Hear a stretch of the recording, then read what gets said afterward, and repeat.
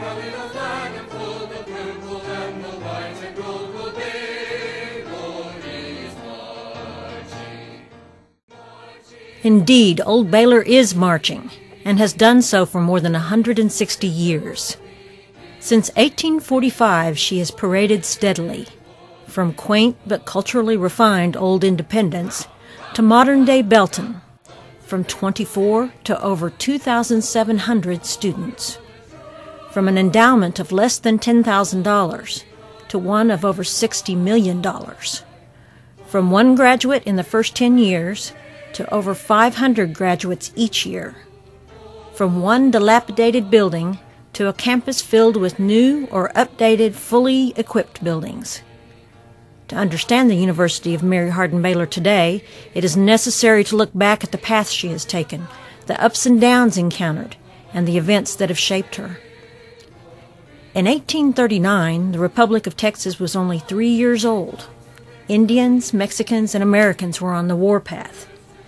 It was not unusual to hear about stolen horses, children being carried off, or citizens being scalped and killed. In the midst of this turmoil, a meeting was held at Washington on the Brazos to formulate a plan for missions in Texas, including Christian education. Robert Emmett Bledsoe Baylor, a lawyer and preacher from Kentucky, joined missionaries James Huckins and William Tryon to plan for the first institution of Christian education in the growing republic.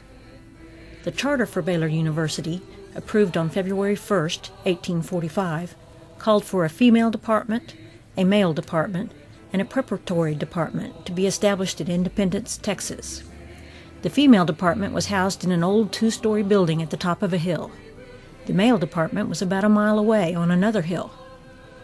Legend says that the two were separated by a creek that students dubbed the River Jordan because it had to be crossed to get to the Promised Land.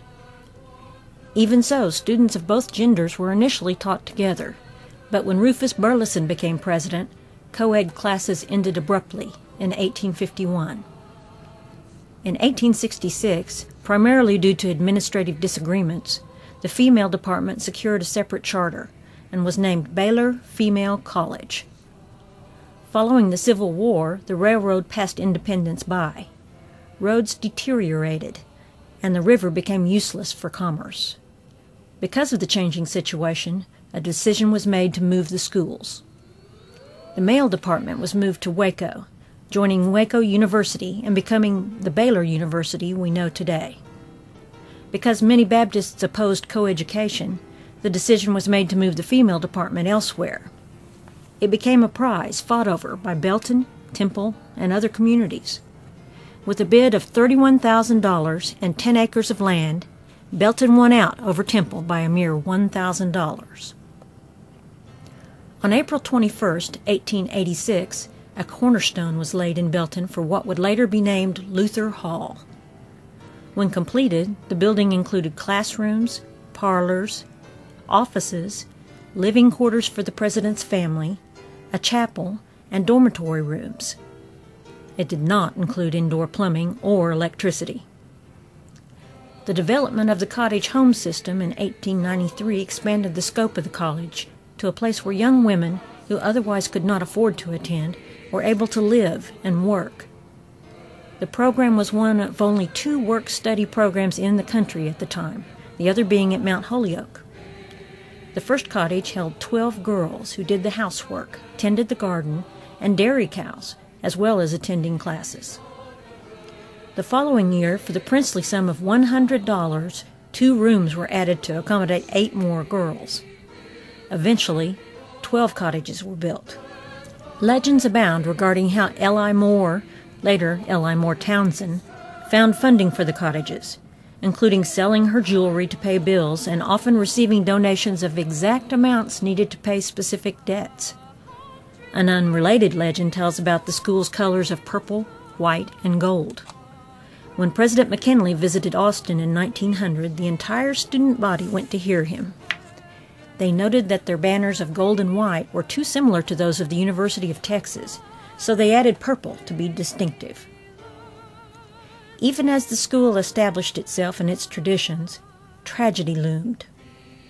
In the early morning hours, In a January cold spell, Luther Hall burned, or as one person said, it was cremated.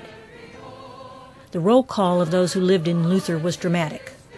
Not one of over 200 girls in the building had been lost or even injured. Along with the rest of the country, Baylor College for Women suffered from the Great Depression. Faced with financial disaster in 1933, the school was rescued by a large gift from Burke Burnett rancher John G. Hardin and his wife, Mary. In recognition of their gift, the school was renamed Mary Hardin-Baylor College. On February 9, 1964, tragedy struck again. Fire destroyed Wilson Administration Building and its beloved Alma Reeves Chapel. Destroyed were not only classroom space, administrative offices, and the chapel, but all academic and other records. Following the fire, then-President Dr. Arthur Tyson said, "Buildings have burned, leaders have fallen, and friends have despaired and been often misunderstood. But this college has lived and served in the past and will continue to serve in the future, because I think that God has a place in His scheme of things for it." Later in the decade, another major change came about. Throughout the college's time in Belton, young men, known as campus boys, were allowed to live in a dilapidated building known as the Shack and work on campus. They could take classes, but they could not graduate.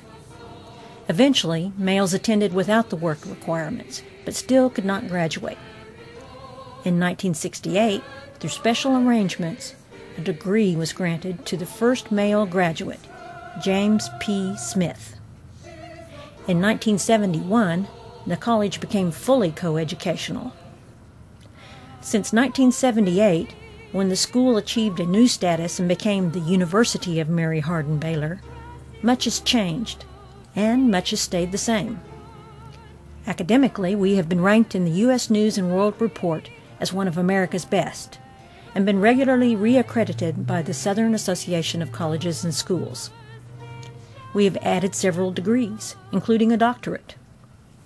Physically, new buildings have been added, and others renovated. We have celebrated the centennial of the school's tenure in Belton, and the sesquicentennial of our founding. Old traditions continue, and new ones have developed. The sophomore class continues to sponsor Stunt Night, which was developed to give entertainment to students unable to go home for Christmas in 1904.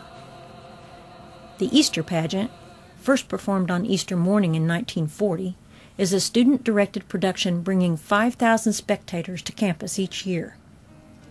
Charter Day, the celebration of our birthday, is highlighted yearly with a special chapel program, as is the robing ceremony when seniors pass the leadership mantle to the junior class.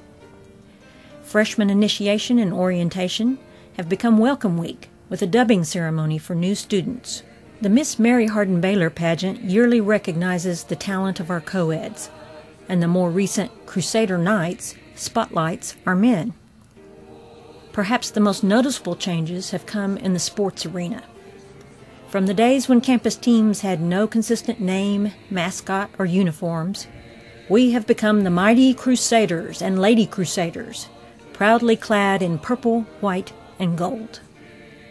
We have gone from limited intramural competition to national competition. The university competes in NCAA Division III non-scholarship athletics as a member of the American Southwest Conference.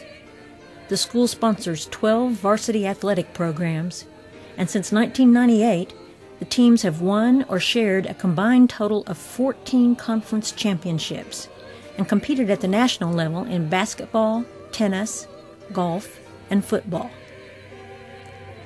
Yes, Old Baylor has been marching for more than 160 years through successes and change, through trials and tears, but always it has progressed toward the goal of preparing students for leadership and service through a Christ-centered learning community.